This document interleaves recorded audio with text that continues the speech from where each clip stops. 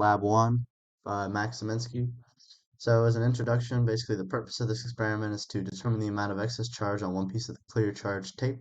And we're applying basic physics concepts like using tape to model point charge interactions, using Newton's second law and Coulomb's first law to calculate the charge on a piece of tape, and also calculating the number of excess electrons, or perhaps a less recess electrons on a piece of tape.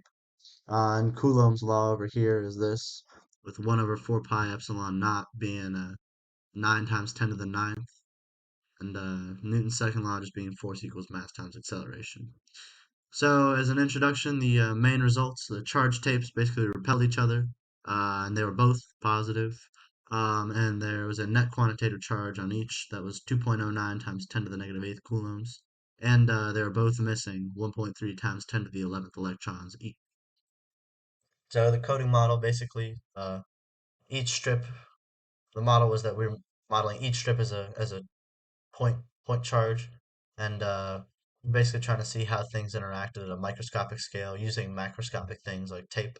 And the assumptions that we made here were that there was no air resistance, that each U-tape had the same amount of charge, which was evenly distributed, and that each piece of tape was a point charge, as I said, even though it's long and the charge is not concentrated.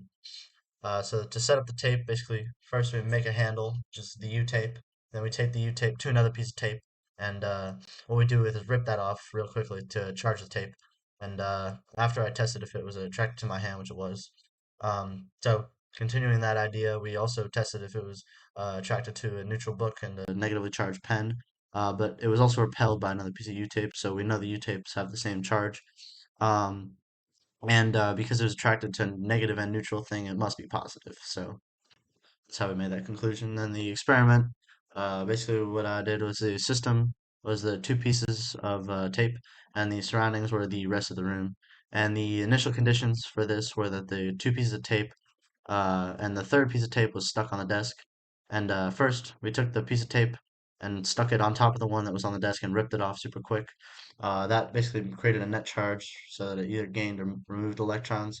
And after that, the tape was hung near multiple things, like talked about the book and whatnot, to figure out the charge. And then it was hung above another piece of charge tape, which was moved closer to it until they finally repelled each other. And the repulsion distance was measured and calculated the charge of the tapes, just like this, using this data here.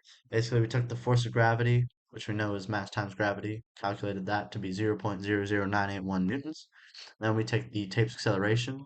It has to be zero, which means that the forces, the electric and gravitational, which would be opposite, must be zero. And this is very similar to Millikan's oil drop experiment.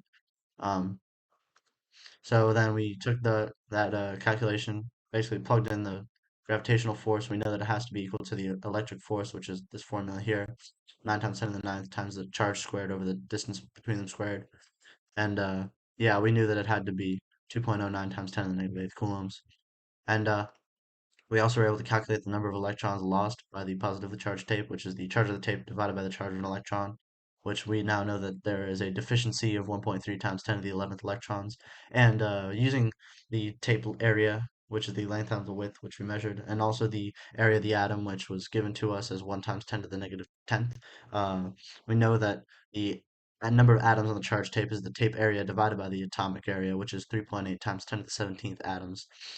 So then we also know that there is one electron for every 3.43 times 10 to the 7th atoms. So this is the glow script model that I used, and basically the glow script model reaffirms what I said is 2.09 times 10 to the negative 8th coulombs. And basically, so you can see here, this is the input conditions, and then the calculations were all done here with the different like the gravitational force and electric force being calculated, and the charge being the square root of that calculation. So yeah. So basically, some shortcomings that we had was that the tape can't really be modeled as a point charge. The charges on the tape were most likely not the same, and it's a long piece of tape, so it's not good.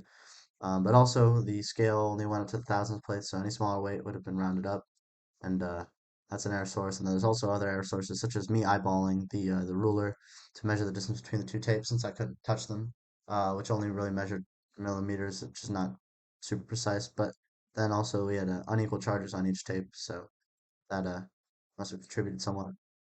And in conclusion, basically, um, yeah, so everything we figured it out. The charge and the tape is positive, but we still have some lingering questions, like what if the electrons were positive?